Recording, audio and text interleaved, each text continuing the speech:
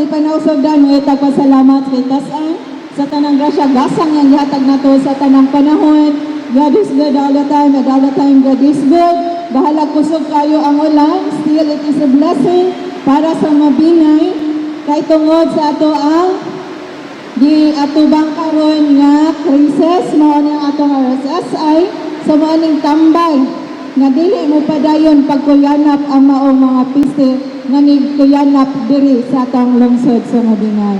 Pasalamaton gyapon ta nga karong adlaw nagkatapok-tapok gyapon ta kuyog sa atong mga kaigsuonan nga may kapansanan.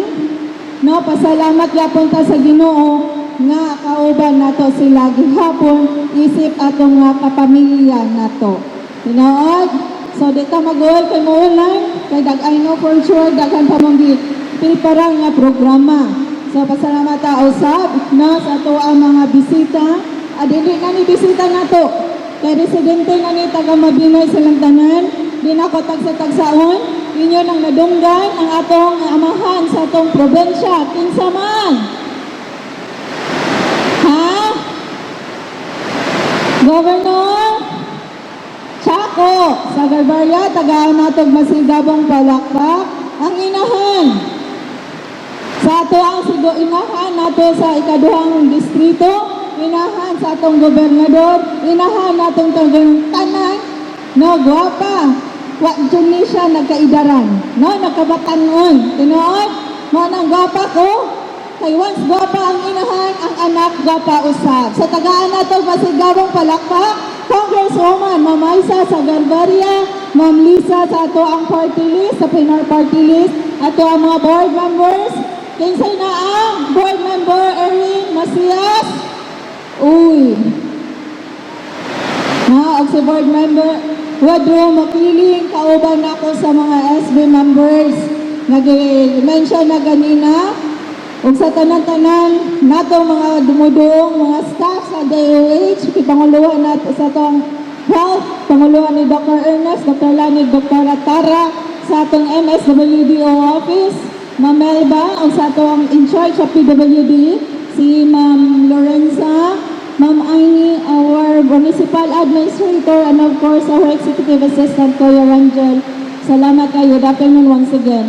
Anyway, di na ako tasan ako pakigulong. May nga radyo ko, nalipay na sad ko. Ugusap, sa makausapa, nga sa tinuig na itong pagsilibrar aning ato ang PWD Week na ata nagkahiusa.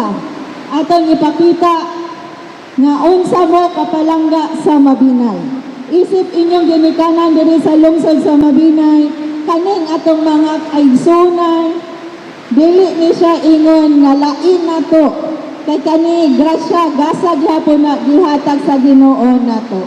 Tanan na ay purpose nganong ingon ana sila pero sa gihapon and I know for sure ug unsa nato gihatag ang paghigugma sa usa ka anak nila mas labaw pa nato patas-an ang atong gugma ug pagsabot nila. Tinuod kay sila mga mga special child, mga special nato nga mga hinigugma sa kinabuhi. Sila maoy nakapalig-on sa mot sa ato ang panginabuhi o sa atong kinabuhi o sa pamilya. Manang ingon ko diri sa lungsod sa Mabinay, kaning atong mga kaigsunan, mga kaanakan nato nga with disability, dili mo gipaswala mo gipasagdahan sa lungsod. Naistorya naman ni Mayor ang atong mga programa, proyekto para ninyo. Munang maingon na po ko, being the head sa legislative body, tanan mga papilis, mga panginahanglan ni Mayor para ikatabang ninyo, amo yun ang 100% nagsuportar ni. Basta para ninyo gani, dagko kayo ang among kasing-kasing na dili ni magduha-duha o pagtabang kay diri sa lungsod sa Mabinay gugma maoy gipatid babaw. Tinuod kay ngay gugma na ay panaghiusa. Tinuod og nay panaghiusa na ay kooperasyon og suporta sa matagusa. Mo ni inyong inahan sa lungsod sa Mabinay always magaingon ang kanunay natong pagsuporta, panagiusa, kooperasyon sa matag usa. May kinahanglan sa atong lungsod nga mas mauswagon, himsog o ligon nga mabinay. Manay gingon, mabinay palangga ko ikaw. Dagang salamat ug may hapon atong tanan and God bless everyone. Aksyon! Balita! Walay pugong-pugong mubulgar sa kamatuuran sa kanginan.